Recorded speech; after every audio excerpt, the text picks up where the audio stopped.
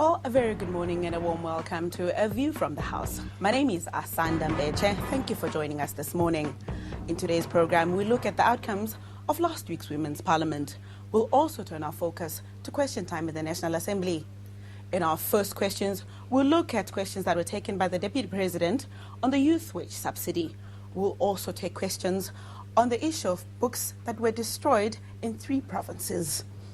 We'll go to our first item now. Women from all walks of life and across South Africa gathered in Cape Town last week to talk women's issues, but also take stock of progress in gender equality in South Africa. This morning we are joined by the Deputy Speaker of the National Assembly, Ms. Nomaindiya Mfeketo, to talk to us about the outcomes of the Women's Parliament. Ma'am, good morning and thank you for joining us. Morning, Asanda, and morning to the viewers. The biggest question that always comes with the Women's Parliament is around the expense of it all. Would you say it's worth it? Asanda, it's worth it. I don't think the success of the Women's Parliament cannot be measured with the cost. Definitely, I think the point of departure for me is in Parliament. There's no conducive venue or environment where women would focus in what they were supposed to do. Being able to stretch their legs properly, being able to stand up and get some coffee and what they were doing at the convention center. And I think the success of this particular one, really, it's also due to the conducive environment that we had. Let's talk on the resolutions of the Women's Parliament this year. There was a lot of talk about the traditional courts bill. There's a lot of debate from women within the Women's Parliament, where the Resolutions Committee initially said we should call for the traditional courts bill to be withdrawn as women. But at the end, after much debate, the final resolution was for women to work with it. Can you give us some insight into that? Asanda, very, very important debate, as you said. And I think there was a vibrant debate from women from different provinces. But what is important to note, which speaks to the resolution, is the current bill in its form. Women unanimously said they don't support in its current form. But women acknowledge that this bill is trying to regulate a practice that is there already. The reality is traditional courts are operating as we speak. So if you withdraw the bill, you're prolonging the suffering of women presently. This is why we said it's not a material factor to withdraw the bill. What women must do is to really go deeper into consulting women, in particular in the rural areas. We need to have a high-profile investigating team. We need to have women-friendlier places where you consult without any intimidation, without any fear. So I would say definitely the outcome was withdrawing the bill is not going to change anything. In fact, it's going to prolong the suffering that we're talking about. Deputy Speaker, we're going to take this a bit further, but before we go there, I need us to take a look at the plight of women in rural areas. Now, thousands of marginalized women in rural areas of Limpopo are taking initiatives to fight poverty. In the past, the role of women in rural areas was mostly associated with domestic chores. But the introduction of rural development, a pilot project in Limpopo, has changed the perception of women in that province. The introduction of the Rural Development Project at Muyesha outside Gianim was a big boost for the rural women. The presidential project was launched by President Jacob Zuma in 2009. Instead of staying at home to do house chores, they are now involved in hard labor to feed their families. This brick-making project is a part of the Rural Development Initiative. Through this initiative, women-headed families no longer rely on government grants. A group of 10 women at Makungu village outside Toyandom have started a stone crushing project. They crush rocks into concrete and sell it to local business people.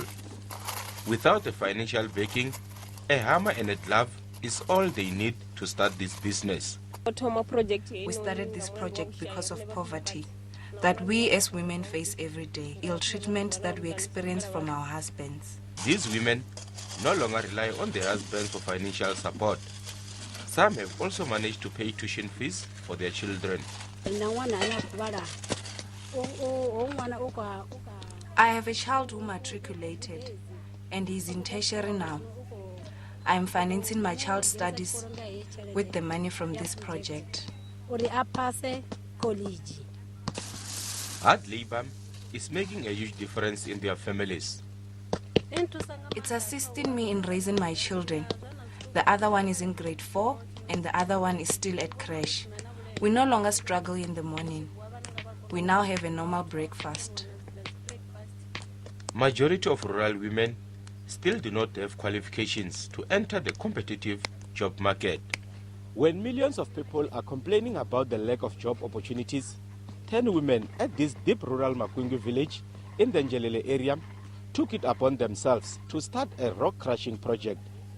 This is their way of trying to fend for their families. With this rock crushing project, they are now able to put food on the table. It's Mike Maringa for SABC News, Makwingu village.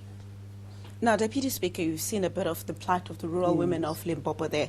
What did the Women's Parliament resolve around women in agriculture, especially women like we saw just now?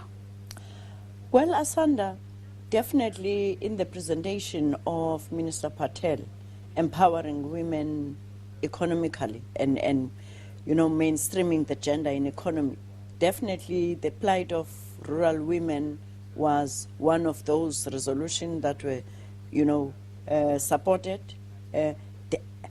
Our view is if you empower women economically, you empower the nation.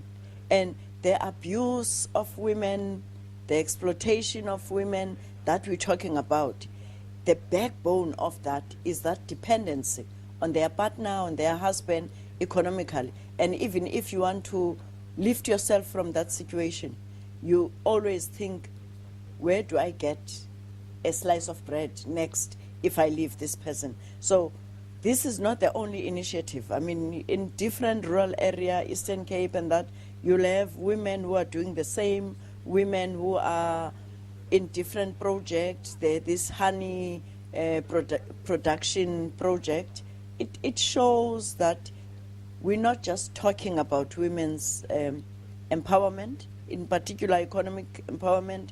There are laws in this country in the last 18 years that assist. One of the issues that's bound to generate a lot of debate is the notion that political parties must lead by example and have a 50-50 gender split coming to Parliament after the 2014 elections. Do you think there's enough time, with just 2 years to the national elections, is there enough time to lobby and get agreement from political parties? Asanda, it needs a political will only. There's enough time. As women from all parties, we suppose this is one area we're supposed to be united on. 50-50, and we're talking about a sector that is more than 50%. So why should it be a problem? It's 2 years. Even if it were to happen in 1 month, it would be enough time. Deputy Speaker, let me thank you for joining us this morning. That's the Deputy Speaker of the National Assembly, Ms. Nomaindiya Mfeketo, putting up a challenge to political parties that make it happen to have a 50-50 gender split when we go to the national elections. Now, we'll go to a commercial break soon, but after the break, we'll take a look at questions that were put to the Deputy President in the National Assembly. Stay with us.